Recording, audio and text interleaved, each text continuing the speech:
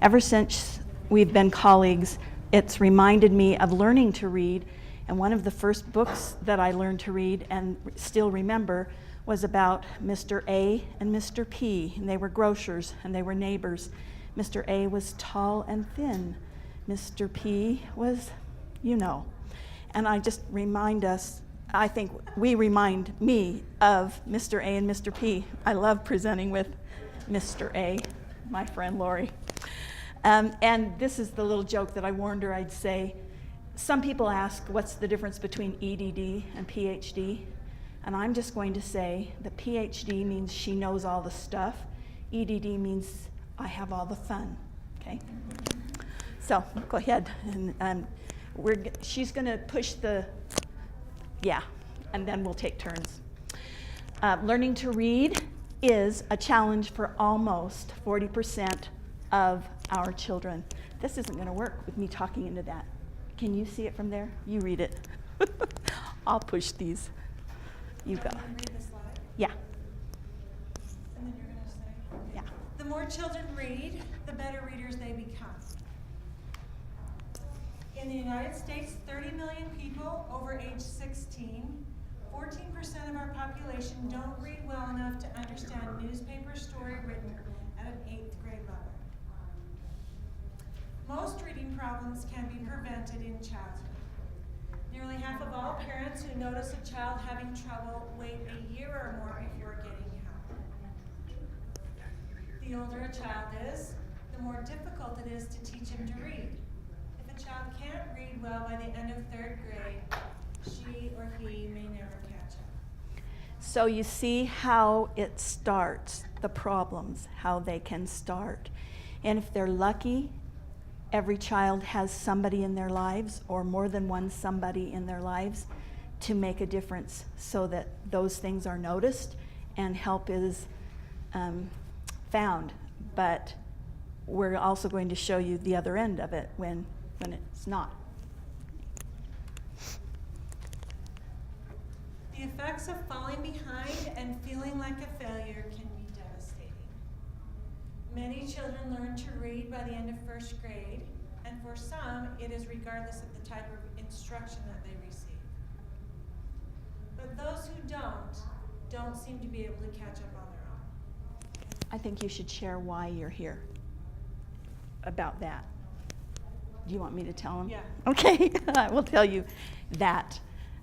One of the things that I love about Lori is that she teaches here so that people will know how to teach reading, because she had so much joy in seeing children discover the puzzle pieces fit and become readers. She has many years in the classroom. You want to say any more about that? Yes, reading has been a life passion and a lot of time spent to it. Even up here, teaching up here, I spend several hours a week helping young and struggling readers read, because there is so much joy to me in seeing the aha moments come and seeing them finally, for those who are struggling, finally find a way out. Because for struggling readers, they don't know how to get out, and they can try their best and be obedient but still seem to be struggling. So that's a huge joy for me. One of the important facts that we both know is that sometimes all it takes is a little extra time from one extra person. All of those problems for so many of those children can be solved with a little extra time from one extra person. Okay. When literacy struggles in childhood becomes low literacy in adulthood. I don't think I read that right. It can be connected to almost every socioeconomic issue. So here are some points. More than 60% of correction inmates can barely read or write. Low health literacy costs in our country billions each year. Low health literacy costs our country billions each year. Adult illiteracy affects poverty and unemployment. An important local fact is that over 28,000 adults in Utah County lack basic literacy skills. Can I add to that? This is a startling statistic to me, but and all of these kind of allude to it, or build up to it. Our prison funding, what they base their budget for prison funding, do you know what it's based on? The number of kids who are reading on grade level in third grade. Third grade. It has such a high correlation. They build all their funding around that. That's really big. Does that mean third graders can't be helped? Yes, it doesn't mean that. They certainly can. But the effects of our efforts have to be intensified and longer. It's a harder remediation. So when we want kids to read at a young age, it's because we know the huge effects that it has after that, graduating from high school, getting jobs, staying out of prison, you know, in a life where they're productive and contributing. So one person can make a difference, and we're hoping to have you realize that and that you'll want to try. Some of you are already doing that, and we're thrilled with that. A couple of things to know before you can make that difference, that you can make the difference, and that what you love about reading is what helps you make that difference. It's not all about you, but then it is all about you. Okay? Actor Walter Matthau inspires in me a desire to make a difference, and he has ever since I read this. When asked the question, what book made the greatest difference in your life? He wrote, the book that made the greatest difference in my life was The Secret in the Daisy by Carol Grace, Random House, published 1955. The difference it made was enormous. It took me from a miserable, unhappy wretch to a joyful, glad to be alive human. I fell so in love with the book that I searched out and married the girl who wrote it. Doesn't that warm you? If you have felt that way about a book, you know exactly what he's talking about, and it makes us want to go read the book. Yeah. Now tell yours. So she shared this story with me recently, and I thought, I want to go read that book. Like, if that changed his life from a wretched person to a happy joy, I want to go read that book. I want to see what it's like. So it reminded me of a story I've heard of a university professor who's that passion does a lot. So he stood up in a classroom and he read the students 2 different books. And he read them as best he could read them with expression and all of that. And when he was finished, he held both books up and he said to the students, so tell me, which book do you like the best? And everybody votes and they pass in their vote. And he said, which one was it? And the majority of them had voted for this certain book. And he said, I know why. How could you know why? We get to vote. He said, because I love that book the most. He said, when we love a book, whatever we love, it exudes to other people. Even if it's another good book and I read it my very best, what we love comes across. And so when he says, that's my best book and it changed my life, that makes me want to say, oh, I want to go read it. I want to read that book. Or people that we have a lot of confidence in or admiration for their tastes. There's Gene Nelson at the Public Library in Provo. I just think he's an outstanding person in general, but especially a librarian, and he's been on the Newbery Award Committee and Caldecott Committee. And if he'll recommend a book, I'll read it in a second. I have no questions asked. If you're telling me I like the book, I know I like the book. So when we share that love with kids, when we share that love with others, that goes a long way, that attitude of loving books ourselves. So there are hundreds of ways to make a difference. To make a difference in someone's life, you don't have to be brilliant, rich, beautiful, or perfect. You just have to care, and we would add love books. Okay? One person can make a difference in classrooms, in homes, and in the community. And this is a lot about the community this whole evening, but we know that being able to make a difference in the community starts in the home and schools, and both of those places can sometimes use an extra hand. So we're going to talk about those 3 places where we can make a difference. You can make a difference in classrooms. kids come with all kinds of baggage, no matter how old they are, no matter how young they are. They come to school with baggage. And what we know is that emotions trump learning every time. They always do. So if you're not a teacher and you've wondered why teachers just can't get the job done, why some of those children fall through the cracks, it's not always just that they don't care. It's not always just that they aren't working hard enough. And it's not that the teacher's not working hard enough. It's that emotions trump learning every time. So that's why you can help. Any age is a great age for reading to children. We have each been turned down by teachers to read in our children's classrooms for some reason. I think they may have thought I was going to try to take over. I don't know why they would turn you down. But some don't turn you down, and some are so grateful for that offer, just to have you read aloud in their classrooms. When you're reliable and regular and can help a child one-on-one, even if it's just once a week, that makes a difference. When you help organize a classroom library or a whole school's library, or when you help stock it in any way, you're making a difference. When you host a book drive, whatever kind, for whatever reason, you're making a difference. When you purchase books to give to children, whether it's a whole classroom full or one, you're making a difference. If you were to host a dress up as a book character party, you'd really make a difference. Those are so fun. That comes out of a love for it yourself, and that's an opportunity for you to share your love of a certain book and character, and kids want to know, and they want to have favorites like you do.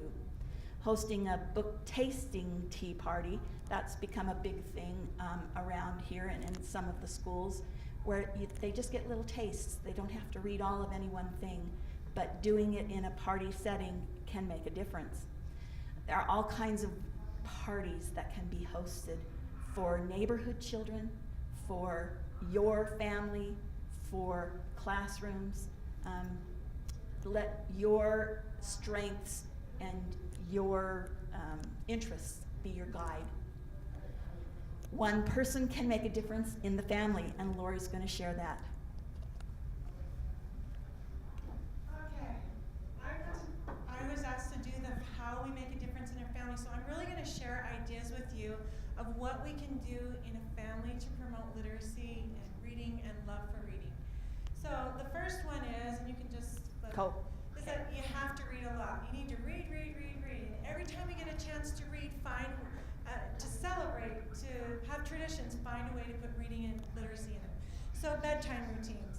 When kids go to bed, when they know there's a routine and we read every night, they start to come and ask you. And it was an aha moment to me when my kids would come to me and it was time for bed and it was late. We'd stayed out late, maybe for fireworks or something, and said, "We can't go to bed, we didn't read." And I thought, that was a little inconvenient that night, but for the principle that's being made, I loved it. So make it, and I did it at nap time. That was how the routine to go down for a nap. I'm going to share this picture with you because I was in the shower and the baby was asleep. Those are my kids. And the baby was asleep, and my 3-year-old opens the door and says, "Mom, Allison's awake." And so I said, "Well, just go get a book and read to her till I get out, and I'll be out in a second." So little did I know he would do this. He climbed into the crib, started reading to her, and that's how I found him when I came out. I thought he would just sit on the floor or something and read to her. The next part of read in the tub, read when you eat. Sometimes that was the only way I could get kids to eat, is if I was reading and just gave them a shovel once in a while of some food. When you go through those ages when they won't eat a thing and you think they're gonna, please, just one carrot today, just eat something. We would get newspapers. When the newspaper came, I would open it up, especially to like the produce, if we were going shopping, and I would say, circle the things you want to buy. And we'd look at the words and how much does it cost and what store is this? And they would circle some. In fact, it became a tradition I don't know if a tradition is a good word to call it, but when we went shopping, if they were really good, they could pick anything out in the produce department that they wanted. So you got to start that young though, because that won't be very enticing if they've had other types of things since then. Go ahead. Getting a family magazine or something that comes to your house regularly is a great motivation for kids. I know there's a lot of digital things that come, but something about getting things in the mail is exciting to go to the mailbox. So Family Fun is one that we had, Highlights Magazine is one we had, National Geographic is one, The Friend is another magazine that's very kid-friendly that they look forward to, and then when we get it, I have to make sure I make time to be so excited, like, oh my word, let's read that today, that's so exciting. And when they come for breakfast, I read something. When we're just sitting there eating, a small joke from the magazine. I have a joke book always because that was always fun for them to hear. But just them seeing me where I'm getting my jokes and being excited to share with other people was one of the things that they looked forward to. That magazine right there is one that has things that they can do in it. One of the purposes of reading is that we learn how to do fun things, and there were craft ideas, and so we would read about them and actually do the crafts so that they could see the connection of the power reading gives to me and the opportunities it affords for me. Another tradition we had in our family is we went on a trip, we read, and we read aloud. Books on tape are great too, but I would read aloud. And I have a son who's a very avid reader, and his favorite genre is fantasy, which is understandable because right now fantasy are the most popular children's books, starting with Harry Potter, and then from then on, it's been a real trend. I'm going to say this very quietly. Fantasy is not my favorite genre. And so he would read these series of books, like Harry Potter, the whole series in 2 weeks or 3 weeks of the summer. And I thought, oh great, when he's finished with that, then we'll start something else. And as soon as he finished, he said, I'm going to read that again. You're going to read that whole series again? So if I was going to introduce a book to him, knowing that that's what he loved to read, it had to, if it wasn't going to be fantasy, it had to be stellar. So I picked these books really carefully. And when we went on trips where they can't get away from you, and we're all in the same car together, I'd read these books. And they loved them. And I would make sure I picked one that they would love. Jean Nelson at the library was a resource for that one. Anyway, one of the things that happened, which was to my own detriment, it was, so we'd get home from the trip, we weren't quite finished, and they say, no, you can't wait, you can't stop now. And so I would be emptying the car while they are finishing the book, which didn't really seem fair at the time. But I was thrilled that they loved to read. All right, include reading. How do we include reading in our family tradition? So here are some of the things that we've done.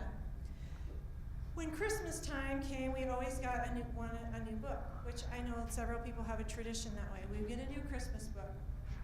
Well, I save them each year, and so 2 different things we would do. I would have these bookmarks that had numbers on them, 1 to 25, and they would put the books in order and say which one they want to read first, second, we put this bookmark in it, so every night we knew which book they were anticipating reading that day.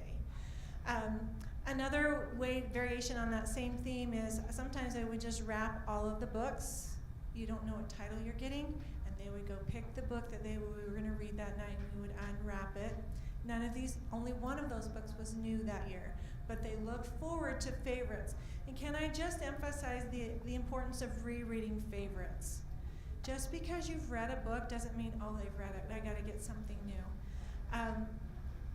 Think about your favorite movie. How many times have you seen it? It certainly is not once. It could be up into the 7, 8, 9, 10s even probably. If I really love a movie from Redbox, I've seen it almost 3 times before it goes back. So there's a good 3 right there. So don't be afraid to reread books. They love them, and they bond us to characters and to storylines. The next one is a very fun Valentine tradition in our family. Is the night before you get a menu on your pillow and an invitation to breakfast the next day, and so there's a traditional breakfast, but always on the plate is a gift card to some bookstore like Barnes and Noble. And so it has to be, we switch up the bookstores, but it has to be one that has a cafe or something in it. So that night we go to Barnes and Noble and we read books and we read magazines and we listen to music and we have some kind of dinner or something to eat, and then everyone walks out with the book that they want. My kids now are in junior high and high school, and even this last year as we drove out of the parking lot, the comment from the back seat was, I know what I'm spending my money on next year, because they had to pick between two things that they really loved. And I thought, that is the greatest thing I've heard today, because it means that they've connected. Now there's one thing I said, we can buy books at the bookstore more than one time a year. And they said, Mom, that's what the library's for. I'm like, okay. All right. On Easter and Christmas, we do a reader's theater. And it's another way to reread and revisit stories that we want to remember during those holidays. And then books have always been a gift. The comment from my son this last Christmas was, because they're opening a lot of gifts and it looks as if, oh, it's a book, and they put it aside. But as soon as all the gifts are open, he said, the book is the gift you look for when all the quiet moments come in the afternoon on Christmas. So that's what they always look for, is the book that they will get at Christmas. Go to the public library, get a library card, and I can tell you for two reasons. One, you're going to read books, and that's important. But one of the things that draws us to books is, even in nap reading and routines that way, is the connection and the fun that you connect with reading. So when we went to the library, and it's the same, when my kids were young, we were in Cache Valley up at Utah State. Quackers is a ventriloquist that's there every Friday morning. They love Quackers, and so it was always a routine. We're getting ready, getting our stuff done, so that we can go see Quackers, and then we check out books, and we sit, and we hear these reading. The libraries have other activities. The Orem Library has a Shakespeare for youth, and they go there and they listen to this, but these college, or I'm assuming they're college or in theater festival, something, they come and they volunteer and they tell the kids these Shakespeare stories, and they invite people up from the audience to be the characters. How great is that? The kids so love it. Or they want to come back. That room is packed. If you don't get there early, you don't get to get in. So there are a lot of fun community activities that happen within your library that not only give them the experience and the fun, even a movie, they have movie showings and that kind of thing, but they connect that enjoyment with the reading, because that's also what happens in that building. So whenever you can connect, you can say funness, I think.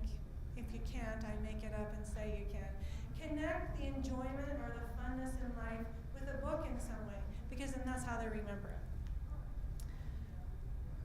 All right, so this family, we have had the opportunity to work in UVU's Literacy Conference. And the theme is always the love of reading. If you can ever come, it's in September, end of October this year. You can see it online. If you just put UVU Reading Conference, it'll come up. Well, this is a story that was shared and put in the newspaper about this family who, after the conference, decided they wanted to read more, and so she went to the library and checked out 100 books. Before this, I didn't even know you could check out 100 books at a time, which is a blessing and a curse, because I don't keep track of the 100 things very well. So I have a huge fine at the library for books that I've lost and I need to pay for. But they collected these 100 books. They checked them out, and every day they'd read books. And they had them sitting by the front door, and every time they read the book, they'd start a new pile, and they would watch the new pile grow high and the old pile grow low, and how exciting that was for these young kids. And she said it was so much fun to see the piles change sizes, and the kids were proud to show their dad our progress at the end of each day. All right, and now this is a really big emphasis in what I do with people. We need to get fathers and males more involved in reading. Not that they don't read, but oftentimes they are not the ones who are promoting the reading at home. And even in elementary school, as you know, a high percentage of the people who work in an elementary school that are teachers are females. So many boys see reading as a school thing or a female thing, which means outside of their life of school, they don't do as much reading. 70% of our kids in resource are males. So we need to start seeing, because the message we give kids about what's important to us are the things they see us do. So oftentimes, and this is a stereotype, but it does happen often, Dad takes them to sports and plays catch with them, Mom does homework and reads with them, and we're giving those messages. We need males to read as much as females because we need them to excel in those areas just the same. So as when I was in the public classroom, I would have dads come and read. I would invite the football players to come in and read. I would invite oftentimes to have grandpas come just as well as grandmas because the kids need to see those connections. I encourage parents, don't always have it be the mom who reads when they go to bed. Have dad be a reader when they go to bed. Have dad be one of the ones who shares a favorite article or newspaper clipping that's going on. The important things in my son's life, the important things in my life, son, are the things you see me get excited about. So we need to include that males do the same thing and take on that role also. And I already did that one. Okay. I just didn't do it in order. All right. You would think, we're talking about literacy, why would I have a section on oral language? Speaking to your children and interacting together makes a huge difference in how much and how well they can read. So let me share with you, I'm good. Go ahead. Oh, sorry. This next slide looks way too academic and technical for us at 8:30 at night trying to just have a good night out. But let me just point out a few things. So there's a huge study, a landmark study done about the importance of oral language, hearing language, being languaged well. And so I put together really quickly a few numbers so we could just sift through them really quickly. So they divided these families in socioeconomic levels, not for any reason except that we know patterns of literacy change over socioeconomic levels. So they just kept that in place. And so they divided these families. It's a huge study. I look at the amount of data they had to sift through. Now that I've done some research, I think, oh, that is a lot to keep track of. So it's 42 families over 2.5 years, and they came in to observe kids that were 7 months to 3 years old. Okay? So they come in and observe, and they have different things they're going to observe, and those are 3 of the ones on the side. All right, so I'm going to show you some trends. And some of them won't surprise you, I'm assuming, because they didn't surprise me. So when I first read this, it looks that, so the professional family, then the working class family, and the welfare family, they had decided what socioeconomic level would fall in each one. So this is what they came out. Let's just take vocabulary size. The parent of a professional family had 2,100, and the child had 1,100. The parent was higher than the child. Okay? And then the parents in the working class family was 1,500 vocabulary size to 750. The parent was higher than the child. And the welfare family was 975 and the child was 525. The parents higher than the child. Does any of that surprise you? If the parents would be higher than the child, you would imagine that, right? And it doesn't surprise me either that the professional group is higher than. That's okay. The professional group is higher than the working class group, and the working class group numbers are higher than the welfare group, right? Does that surprise you? That doesn't surprise me either. But the thing that surprised me, and I'm just going to point it, the startling thing that surprised me was this, and that's why I put these numbers on a grid. The child from the professional family has a higher vocabulary size than the adult from the welfare family. And we're not talking about 7 and 8 year olds. We're talking about 7 months to 3 years old. That's huge. Okay, so then there are lots of things that can play into that. Maybe if you're in a welfare family, you have to work 2 or 3 jobs to make ends meet, and there isn't as much time to talk. There are a lot of things that play into that. Okay, so you say, that's vocab, what does that have to do with reading? So they followed these kids when they got into kindergarten and first grade. So that makes that study even bigger. So they follow these kids into kindergarten and first grade, and guess who are, oh wait a minute, let's go down here. So by the time they are 5, the children from the professional homes have experienced 45 million words. The children from the working class, 26 million words, and the children from the poverty home, 13 million words, sorry. So the difference between these and the bottom is about a 30 million word difference, right? Okay, 30 million different words they've experienced, and you're gonna try to teach them to read. They're now in kindergarten and first grade. Huge difference. So they follow them. Guess what kids are in resource? Guess what kids are excelling in reading? The acquisition of words and language gives us so much advantage to bring to the reading table, because a lot of what we hear is our language patterns. Like, how does our language fit together? A lot of what they hear is content and vocabulary. So they have to know what those words means to get any meaning from them when they try to read. So us talking to kids makes a huge difference in our homes with how well they learn to read as they get into school. All right, so we need to talk to kids. We need to get language going. So you can flip the page. The first one is wordless picture books, and there are different ways to do a wordless picture book. One, you can make your own. So go ahead. Oh. One can be a quiet book when you need to be somewhere and you want kids quiet. It could be in church, it could be in a doctor's office. It can just be when you're sitting and trying to listening to a speaker, but you have your kids with you.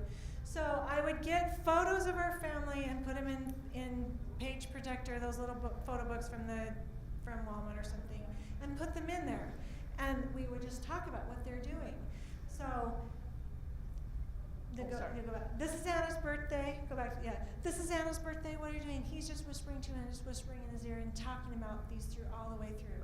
Or the time that we washed the dog, or when we went sledding. And these can be our neighbors, pictures of our neighbors and friends, or just our own family, and we just talk them through.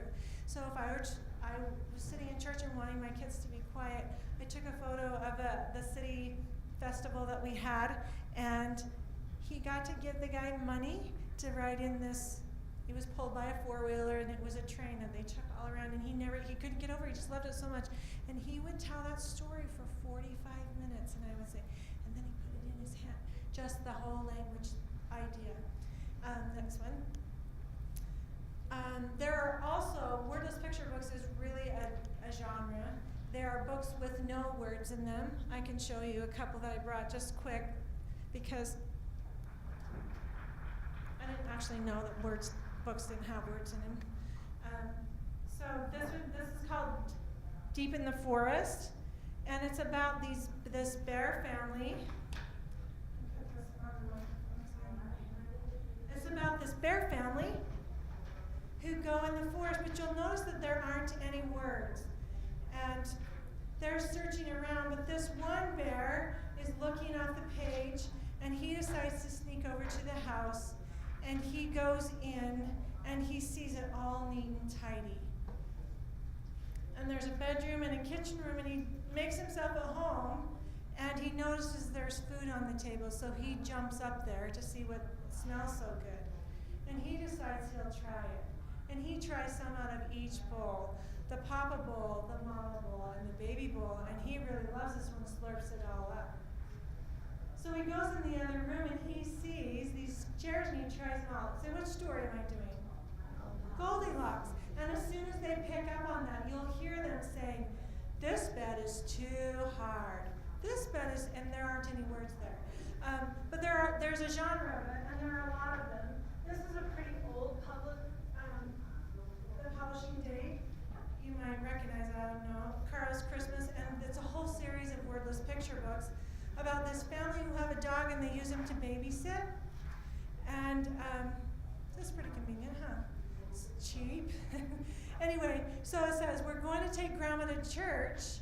We're going to Grandma's and then to church. Take care of the baby, Carl. And so Carl has this adventure all through town at Christmas. Like, it's really probably child abuse to leave your child with the dog, but you don't mention that part. It's just fun. And then they decorate a Christmas tree, and kids are telling this story as they go. And they even go downtown and go shopping and go caroling. It's super fun. So anyway, the kids are telling the story as they see these pictures. All I right. want to add something before Yeah. you move this. Because this is so critical, the oral language and everything that she explained, that is something that you can do in any setting and be making a difference. Teachers do not often have the time to help kids through wordless picture books, but that is such a critical part of pre-reading and getting meaning. So that's something you can do. Dress-ups. Dress-ups boxes and just child play is a way to get them to talk. So I've had boxes with themes, fairy tale themes, community worker themes, and the kids just put them on and you hear them talking. It gives them reasons to talk. Along with that, my kids used to steal the walkie-talkies out of our 72-hour kids. All summer long, they wanted to go through the neighborhood with them, and I was always getting after them, like, if we had an emergency, we would have no batteries. But what there was an aha moment for me was about, yeah, but they're talking all day long. So I got a pair of walkie-talkies and I brought it into my classroom. And they could talk. My room was next to the gym where they had lunch, which was problematic for part of the day, but it was really great the rest of the day because I had this huge classroom with an extended room. And so they could practice reading to each other through walkie-talkies. They could tell poems or jokes through it, and they would work really hard for extra points to talk on walkie-talkies, which was just building their oral language. Car games. So I say to parents, you have a lot of downtime where it's just whatever you want to do. When you're getting ready when you're having breakfast in the morning, when you're doing hair in the morning, when you're driving places, those are times to play games that build oral language. Sing songs, have a cassette or a CD of favorite songs. Sing songs, tell poems. I'm thinking of it's an animal, that game, or I'm going on a trip and taking an apple and a banana and go through the alphabet. All those are times for us to build oral language. They're just downtime. We're either not saying anything, or we can use that time to build that skill for kids. And then in order to build oral language and vocabulary and richness of experience, we have to give them experiences. So you can take them to the beach.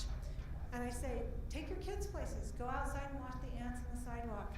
Go up in the mountains and play in the snow. Do art projects. Go to the Capitol building. Go to the bakery if you live by an ocean. Or go camping. If you don't know what words are and what to build around them, I can tell you, I can teach kids how to decode a word. But if they don't know what that word is when they're finished, they have nothing to do with the word. They don't know what to do with it. So these all things build background knowledge, eat with them, bake with them, go to the market with them, go to the post office, all those things. Okay, the third thing I'm going to talk about you can do at home. So you need to read. Anytime you can read, build reading into your traditions and everything you do. You need to talk a lot to each other. And then the third one is write. Reading and writing are reciprocal processes, and one will build the other. Reading builds writing, and writing builds reading. So I have been in the process of teaching several kids to read, and I've never done any official study about it, but I would say over half of the kids got that aha moment during writing, not during reading. Because writing and reading are the same process, the modes are just different.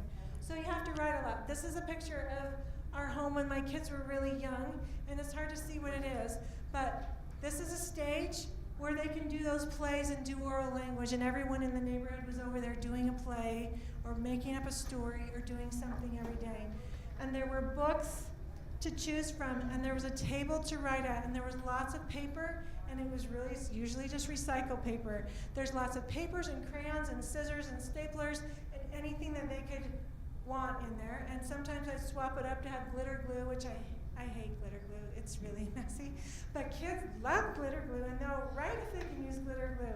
And I'll have Post-it notes, and if you get the neon colored ones, that's even more exciting than the regular yellow ones. And they just can read and write all day. They did a study of what was typical in growing up homes of advanced readers, and one of them is they had lots of materials to read and write with at their disposal. And that's a typical characteristic of good readers.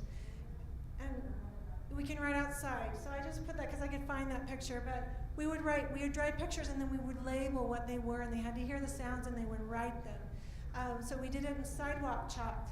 And sometimes we would write a message to Dad, and I love you message on the mirror with dry erase markers. So when he came in, they were already written. They were so excited about this message, or a Valentine's message. On the holidays, there are the markers you can write on your windows, and they'll come off either on your car, that's a fun surprise, or just on a regular window. I'd have them help me write the grocery list. So they would write what we wanted on it, because they know that's what literate people who go to the grocery store do. They write. We had pen pals, and that was usually Grandma and Grandpa, who were so good to write back every time, and sometimes send a treat or send something special to them back in the mail. I still, to this day, write birthday cards to my kids, and they live at my house, and I send them in the mail, because there's nothing better on your birthday month to get a card in the mail every day about your birthday. Journals and family history, and that's going to take me into the next one, writing journals and family history. I put this on the edge of my desk. I taught tonight right before this, and I was going to pick it up, but I didn't. So this is a way to help do reading and writing. It's called LEA, which Language Experience Approach, but that's just a real technical word for have a fun experience and write about it. The kids, so I'll say to them, oftentimes, most of the time I take photos. So when I say the photos, what should we write about this photo going to the zoo? And they say, these are the camels, and that's all he had to say. Or, this is the bear cage. There is no bear in it because someone threw their glove in there and the bear choked and died. And that was really a true thing.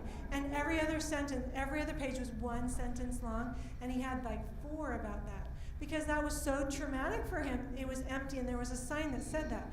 The next year when we went to the zoo, guess the first place he ran? To the bear thing to see if they had gotten a new bear, because the last one hadn't. So we wrote down, they would take these pictures, and we would write down what had happened, what the picture was about.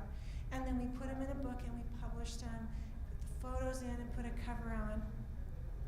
And they love these books. They love, love, love these books. And in classrooms, when I've done this, I'll say, I'm going to go talk to some teachers tonight. Can I show them what we did? And they beam. They're so excited. And then the next thing, are you going to bring it back? Mm-hmm. Yeah? I promise I'll bring it back. And they beam. They're so excited. And then, tomorrow? Yes, I'll bring it back tomorrow. They are so in love with these books. And so, what we do with that then, and you can just leave it there, but I can teach them a lot of reading skills. So I will take their little finger and I say, we went to the zoo. We're starting that whole reading process in something they're highly motivated about. And then we can take those words and they'll memorize them very quickly because they're their words. And I'll take them and write them on another piece of paper, and I'll cut them apart. And then they have to look at them for the letters and the sounds, and I can teach them words and start that reading process with words that are their own. When kids write about what they love and what they've done, and then you use those words to teach them to read, because the motivation is so high and they remember that birthday party or whatever, kids who are motivated will do it with you longer, they'll engage longer, and they'll retain it longer. And that's what we want them to do. And so I could use those books, and a little 4-year-old whose attention span is supposedly only supposed to be 7 minutes to 15 minutes would sit with me 25 minutes to read those books over and over and over, and I'm looking at letters and sounds. So besides keeping a great history for them, or personal experience anyway, it gives you an opportunity to teach them to read. And that's just the order and how we teach it. All right, so now in the community. Okay, and this is going to draw back on some of the things we did, and we'll go through this very quickly. One person can make a difference within a community program. We've given out some handouts, Project Read. We used some of their statistics in our first things, and they have more than one type of opportunity to volunteer for, different times, levels.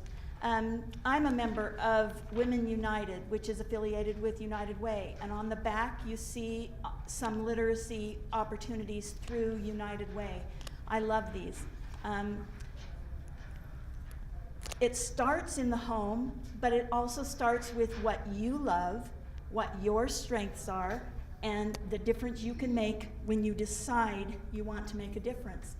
So we're hoping you're ready to make a difference, and we're going to give you our 5 points of advice. Instead of make and take, we're giving you a take and make. Take, then make, and make. Take inventory of yourself. What are your interests? What do you love to read? Make sure you do love to read if you're going to try to help people with literacy. Some struggling readers can spot if it's not authentic. What are you good at? What do you care about? Then make a plan. Ask a friend to do something with you. Ask a friend if they know a need. Ask a friend who is a teacher if they could use you for whatever you're willing to give. Call a school, call an organization, or call a friend with a family, or your own kids to see what you can do in their children's lives. Make a commitment to remember your cause, to keep caring, to be regular and reliable. That is something that is really needed.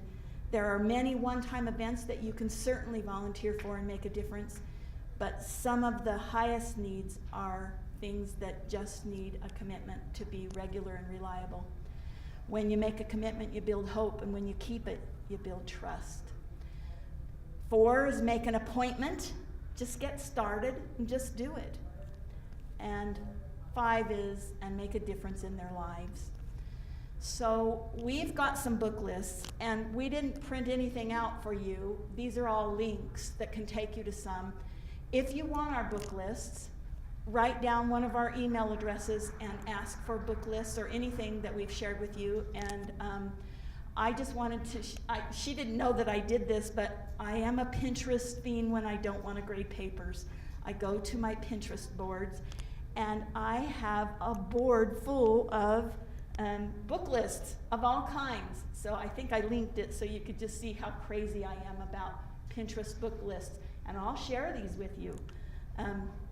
So there's my board, all kinds of book lists. 28 children's books about money, 2nd grade summer reading fantasy, books your 8-year-old won't be able to put down, books about rockets, 2nd grade, 100 funny chapter books for kids, some for adults. Anyway, I'll share that with you, and Lori will share her lists with you, and we would love you to share ideas with us so that we continue taking this message around. And we are just ready for your comments.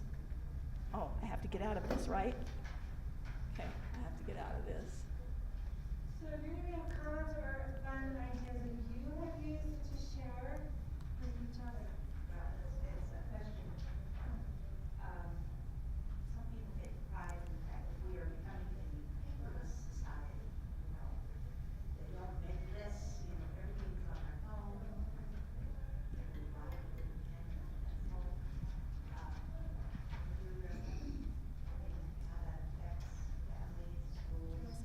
No, you go. Well, I can share a few things with you. My son that I said is an avid reader. He probably reads more than anyone in our home.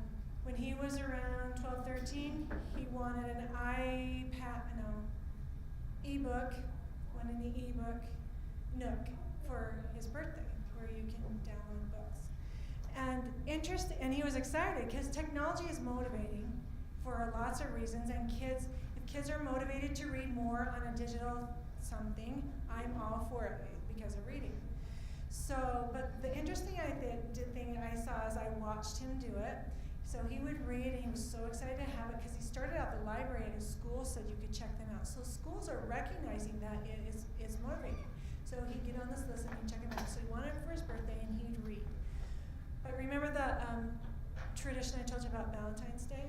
So he had gotten it for Christmas and now we're on Valentine's Day. He's probably read 3 or 4 books. And we go to the bookstore and he wants to pick out the book by the hard copy, and when he knows he likes it, then he'll read it on the ebook. So there's something about feeling and seeing and being able to flip through pages that was very drawing. The other thing is, his favorite books that he read on the iPad, the ebook, he wanted me to buy. So it's a really, and when we travel, it's so much easier to travel. But the ones he really loves, the things we really love, we want to hold them and see them and know where it is on the page. And that's hard to do digitally, because there's no such thing. You know when you say, I can picture where it is on the page, la la la, where I've written my notes. You can't do that on an e-reader because all the pages are the same. So my comment to Word is, if it's a motivation to read more, I think that's great. With reading and writing, the reading and writing is important for them to feel they're in control of their own process. So they have to learn, and then they want to learn. Those are their words that they've written. Those are their words that they've written, and then they're reading. Even a book with pages, they're in control of when to turn the page and how long to look at those words. Part of that is control in learning the skills. It's critically important that they do it and then work for the goal. And as far as writing, I do the same. I make a good balance. They live in a world where, as an adult, most of their writing will be done on a keyboard. So they need to learn that, but the connection between sounds and the letter on a page as you're making it can only happen in the manual writing. So, or most easily and often happens quickest there. So I make a good balance between the two. At first I was really resistant to it. I quit doing that quite as much because I know they live in a world it's never not been here, and the majority of their adult life will be writing on a keyboard.